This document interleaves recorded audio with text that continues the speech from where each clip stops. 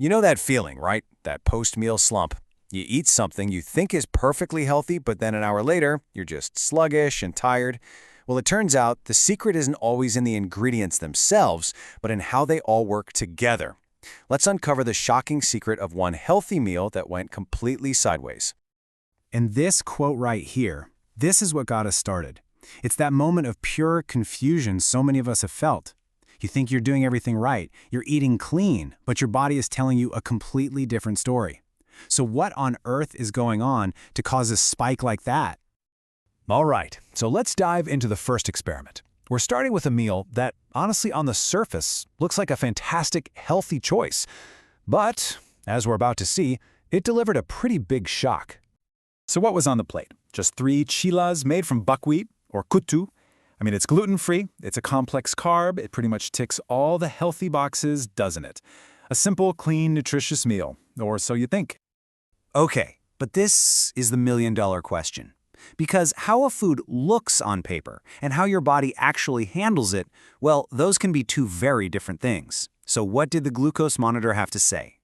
Wow, a 55 milligram per deciliter spike. That is a huge jump from just 3 supposedly healthy pancakes. And this number, this is the heart of our mystery. Why would a meal like this cause such a massive spike in blood sugar? So, that surprising result led to a whole new idea. What if the problem wasn't the ingredients themselves? What if it was the balance of the meal? This is what sparked a second experiment, where the entire plate was re-engineered. Okay, so for round 2, the meal got a serious upgrade. And notice the key changes here. First, the carbs were dialed back from 3 chilas down to 2, but more importantly, a big portion of paneer burji and a glass of masala chaos were added. And what do those bring to the party? A whole lot of protein and fat. And now for the moment of truth. We've got 2 meals, one that's basically just carbs, and another that balances those carbs with protein and fat. It's time to see what happens when they go head-to-head. This is it, the big reveal. Did adding all that other stuff actually make a difference, or was the buckwheat just destined to cause a big spike no matter what? Let's see. And there you have it, a spike of just 24 milligrams per deciliter. That's less than half of the original spike. I mean, that is an absolutely incredible difference, and all it took was rebalancing the plate. And when you see them side by side like this, wow, the contrast is just stunning. On the left, you've got the carb-only meal sending blood sugar through the roof.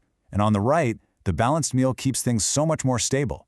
This visual tells you the whole story in a second. It's not just what you eat, it's how you eat it. Okay, so the results are totally clear, but we have to ask why. Why did this happen? Let's get into the science behind this incredible turnaround. This little chart here just lays it all out. Meal 1 was basically a carb fest. That was it. But meal 2, we cut back the carbs and brought in 2 critical new players, protein and fat from that paneer and chas.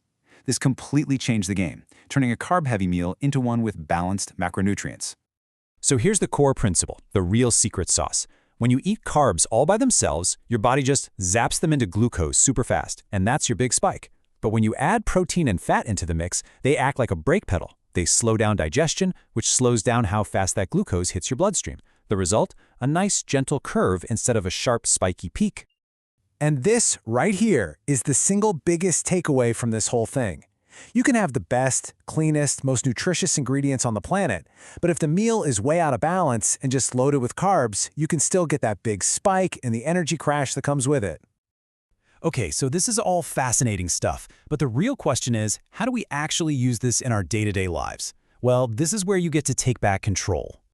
It's actually a pretty simple formula you can apply to just about any meal. Step 1, start with your carb. Whatever it is, rice, bread, potatoes, you name it. Then, step 2, make sure you add a solid source of protein, some chicken, lentils, paneer. Step 3, bring in some healthy fats. Think avocado, nuts, maybe some ghee. And finally, step 4, throwing in some fiber from veggies is always a fantastic move to keep things even more stable. If you only remember one thing today, please let it be this. The goal isn't to be afraid of carbs or to obsess over clean labels. The real key, the secret to having stable, long-lasting energy, is building a balanced plate every single time. So, I'll leave you with a question to think about. What about that healthy meal you always eat? That morning smoothie, that big bowl of oatmeal, maybe that salad with the low-fat dressing? Could it be hiding a secret blood sugar spike?